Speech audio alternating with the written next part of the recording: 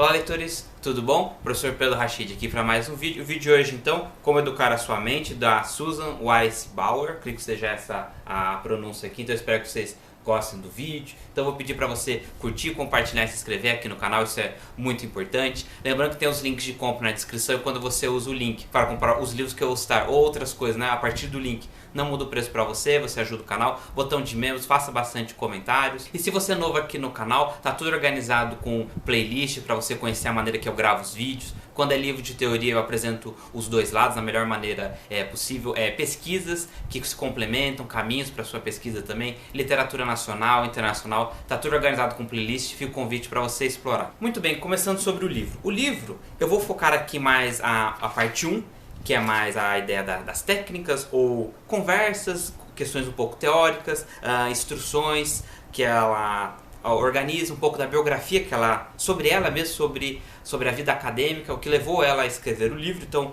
é muito bacana, muito interessante. A edição tem esse papel amarelo aqui, é fácil a leitura, o espaçamento das letras é bom, você lê com facilidade, é muito agradável. Tem essa edição aqui. Esse cá não é sempre, mas no caso aqui a quantidade, por exemplo, esse aqui eu já gostei de ler nesse tamanho grande. Tem alguns que não ficam muito bons, mas esse aqui ficou bem confortável. A leitura, o papel é macio, é leve. Então, feito esses comentários da edição, outros comentários. O prazer da leitura é muito agradável, a leitura é muito rápido, é muito prático. Ela alcança eu acho que ela alcançou um resultado muito bom dentro da proposta dela de escrever esse livro. Então, temos a parte 1, que eu vou fazer alguns comentários maiores. Então, essa parte de como treinar a sua mente, a escrita, o papel dos livros, um pouco dessa biografia dela que levou a escrever a história, muito agradável a leitura. Tem algumas já instruções, orientações. A parte 2, que já é o que acontece na parte 2. Nós temos, por exemplo, aqui romances. O que são romances? Então, eu vou mostrar aqui, que eu selecionei. Então nós temos aqui, ó, Lima Barreto, O Homem que Sabia Javanês e Outros Contos. Então aqui nós temos contos. E aqui, Recordações do Escrivão Isaías Caminha. Esse aqui é um romance. Por que é um romance? Fala de amor, casais e tudo? Não. Romance, na verdade, é um item um termo teórico, digamos assim, que é, esse aqui é o conto, esse aqui é o romance. O que é o romance? É um conto maior. Nossa, mas não tem mais explicação? Sempre tem mais explicação, apenas para deixar esse piso comum aqui. Então ela vai tratar de romances, ok? No caso, essa ideia de literatura, diferenciando de livros, como o próprio dela. E como esse aqui, ó, eu peguei o Brasil Republicano, que é um livro de teoria e explicação de história normal, ok? Então só para diferenciar e você ter exemplos do que eu estou tratando. Voltando aqui à parte 2, então, temos um capítulo sobre romances, autobiografias e memórias, história, teatro e poesia. Então, cada uma dessas partes tem um pouco de teoria, no sentido como o que é, como funciona, como eu acabei de fazer, mostrando o que iria encaixar em cada categoria. Depois ela parte para técnicas, como que eu leio, a sequência, como anotar, como compreender mais, algumas outras itens nessa direção, específicos para cada grupo, né, esse macro grupo aqui. E no final de cada capítulo dessa parte 2, ela tem uma lista de livros, onde ela dá algumas sugestões, leia na sequência ou não leia, e ela tem uma breve resenha de cada livro, por que ele é importante. Essas listas de livros têm uma característica que funciona um pouco melhor para os americanos ou ingleses, porque é da literatura deles. Muitos dos clássicos são importantes aqui para a gente também, mas não é demérito, nenhum problema, apenas comentando essa característica. Tem muitos livros que são clássicos para vários países, para várias disciplinas, e alguns que se aproximam um pouco mais.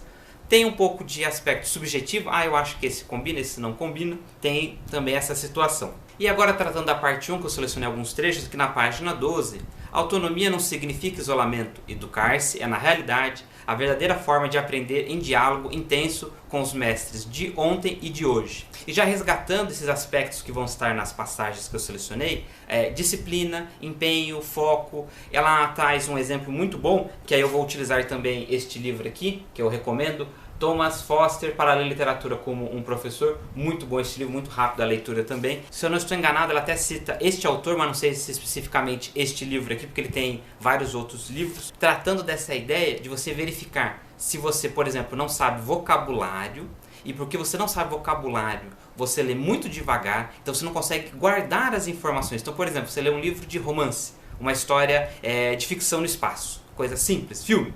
aí você leu e você não lembra o que você acabou de ler no capítulo 1.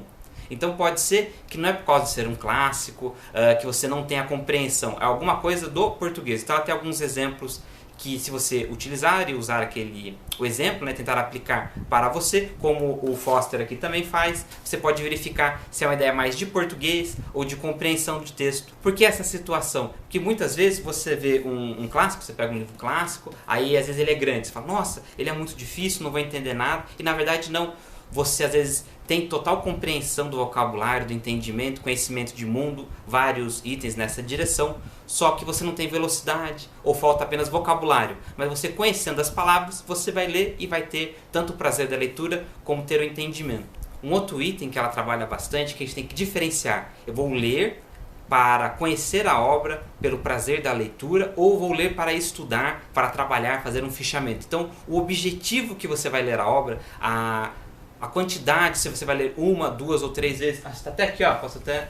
O Morten Adler, por exemplo, já tem vídeo aqui no canal que posso colocar no card, ele fala, leia 4 vezes. Por que eu vou ler 4 vezes o livro? Eu vou ler 4 vezes se o meu objetivo for absorver este livro com esta intensidade, porque é a minha pesquisa. Então, por exemplo, vou fazer um doutorado sobre este livro. Então eu vou ter que ler ele várias vezes, porque eu tenho que absorver o máximo de informação possível para fazer todas as análises. Agora, não, vou ler para conhecer, para saber se eu vou utilizar ou não. Foi exatamente o que eu fiz aqui. Eu li, falei, muito interessante, até fiz uma anotação. Então ele tem várias ideias, várias estratégias de leitura e de estudo, algumas eu faço, outras eu faço parecido, outras eu já não concordo, que eu já testei, muito parecido, falo, já fiz uma coisa nessa direção, para mim não funcionou, mas não quer dizer que eu não vou recomendar. Eu falo, não, tente isso, pode ser que funcione para você. Outros eu falei, poxa, parece interessante este aqui, vamos ver se mais à frente eu vou testar. Não é o exemplo que ela trata aqui, mas uma coisa que eu queria utilizar é ouvir audiobooks. Então tem o livro,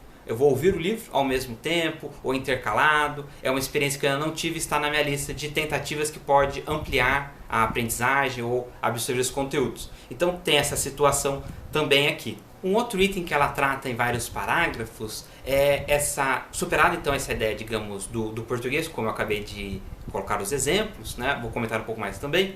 Você é totalmente capaz de pegar os livros e você aprender com eles sozinho, ou no caso, você tem essa etapa de ler sozinho, e se você tiver 2 amigos que você consiga conversar com eles, um amigo pelo menos, vocês já vão crescer muito na aprendizagem do livro. Não necessariamente se precisaria de um professor. Tem um outro...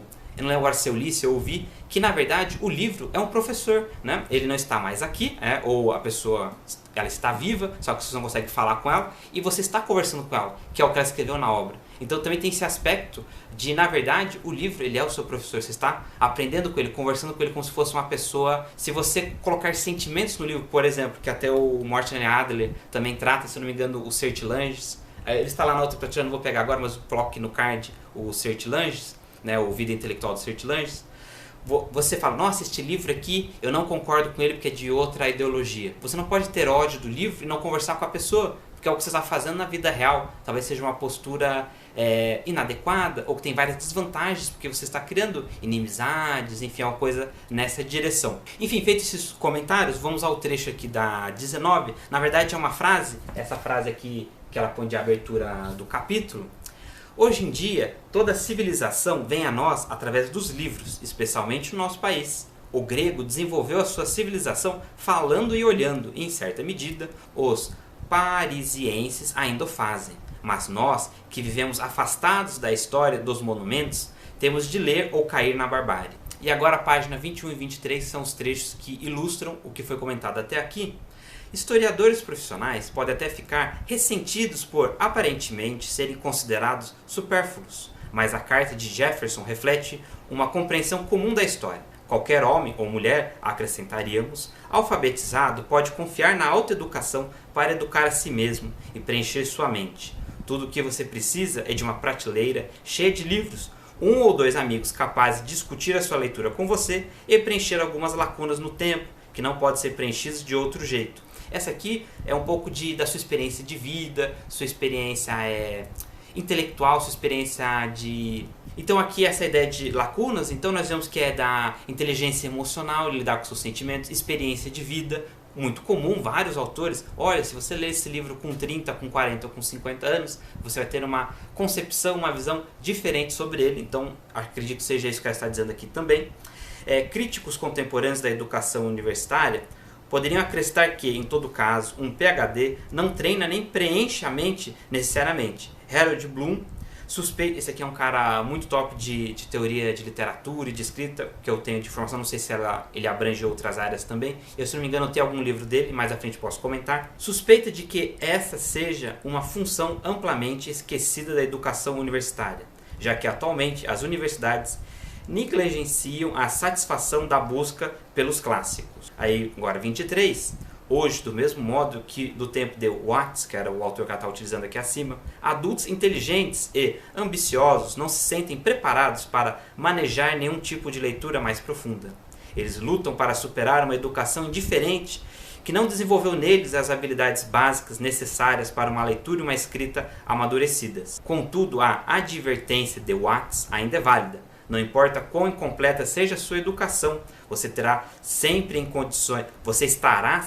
condições de aprender a ler de forma inteligente, a refletir sobre o que leu e a falar com amigos sobre suas descobertas. Então aqui na 24, na 25, ela continua nessa direção aqui, e aí eu selecionei um trecho. Então ao trecho aqui, a falta de habilidade para lidar com questões colocadas pelos grandes livros, né, os clássicos e afins, sem ajuda e sem adesão ao projeto, na verdade, não demonstram inadequação mental, apenas falta de preparo. Justamente o que foi comentado, a diferença do seu objetivo de leitura. Vou ler para entender, vou ler para fazer um trabalho, quanto de energia que eu vou gastar nesse livro para fazer um vídeo, para fazer um trabalho de escola, é de sexto ano, né? É de ensino médio, é de faculdade.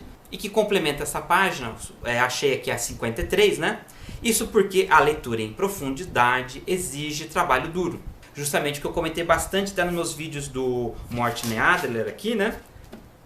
Do Como Ler Livros, é esse papel da disciplina. Se ele está falando para você ler 4 vezes com objetivos diferentes, técnicas diferentes, você precisa de disciplina para aprender as técnicas, para ler o livro várias vezes, com energias mentais diferentes para o seu objetivo. Então eu acho muito importante essa ideia da disciplina alinhada ao seu objetivo.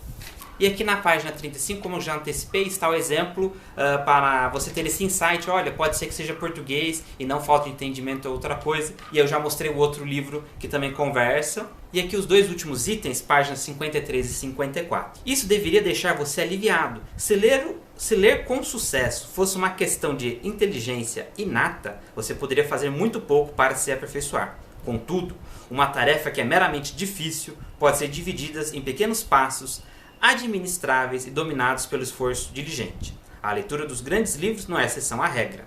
E o último comentário aqui, na 54, o segredo de ler um livro difícil é simplesmente este: continue lendo. E o que eu posso acrescentar aqui no continue lendo? Então eu estou lendo o livro, estou por exemplo lendo um romance. Vamos pegar um romance aqui. Ó. Peguei este romance aqui, Os Despossuídos, certo? Então eu estou lendo.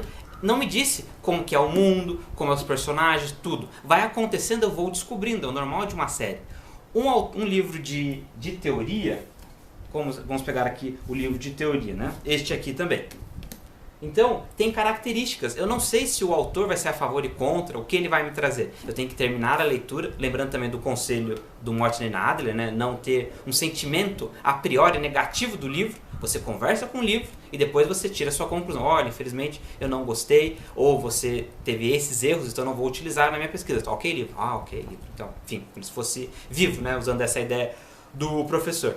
Então você tem que ler até o final, e aí você, feita essa leitura de capa a capa do artigo ou do livro, você vai conseguir aplicar as outras técnicas. Então você tem que superar esse medo. É apenas um livro, você não está falando como eu, você não está comentando com outras pessoas, você não está gravando vídeo, você está sozinho lendo o livro. Então se você teve alguma dificuldade, ninguém vai saber a dificuldade que você teve. Você que vai compartilhar e vai aprender em conjunto. Então, com tranquilidade, leia o seu livro e vamos desenvolvendo aqui o seu estudo e a gente vai conversando aqui. Espero que você goste dos vídeos, né? E volte aqui e conversando nos comentários e participando tudo aqui. Então esse é o vídeo, chegou até aqui, muito obrigado, seja de curtir, compartilhar e se inscrever aqui no canal. Como sempre tem os links de compra na descrição, e quando você usa o link para comprar os livros, outras coisas, você ajuda o canal, botão de membros, faça bastante comentários. Então é isso, muito obrigado, a gente se vê no próximo vídeo.